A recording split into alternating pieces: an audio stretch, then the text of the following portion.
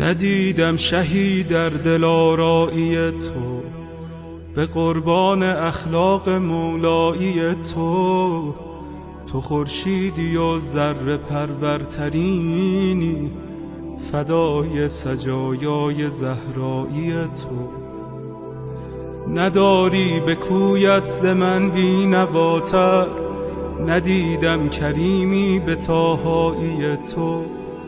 نداری گدایی به رسوایی من، ندیدم نگاری به زیبایی تو. نداری مریضی به بدحالی من، ندیدم دمی چون مسیحایی تو.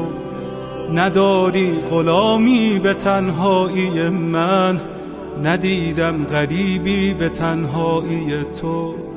نداری اسیری به شیدایی من، ندیدم کسی را به آقایی تو.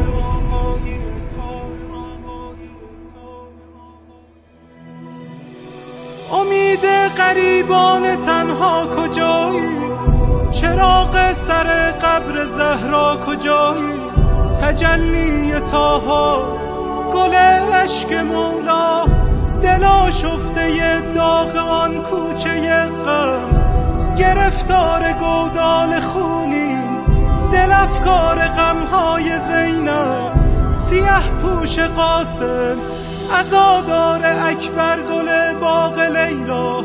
پریشان دست علمگیر سقا، نفسهای سجاد، نواهای باغ، دعاهای صادق. کس بی کسی های شبهای کاظم، حبیب رضا و انیس غریب جواد الائمه. تمنای هادی عزیز دل عسکری، پس نگارا بفرما کجایی؟ کجایی؟ کجایی؟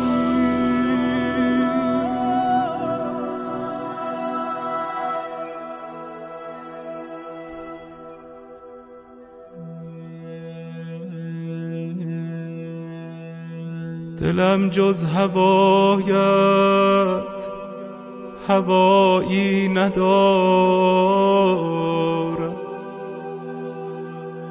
لبم غیر نامت نوایی ندارد.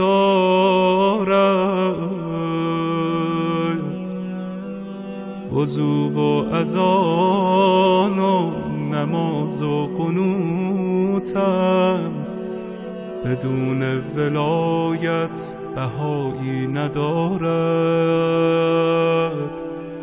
دلی که نشد خانه یاس نرگس، خراب است و ویران صفایی ندارد.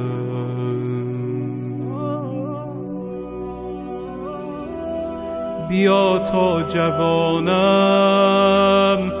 بده رخ نشانم، بیا تا جوانم بده رخ نشانم. که این زندگانی وفایی ندارد، که این زندگانی وفایی ندارد.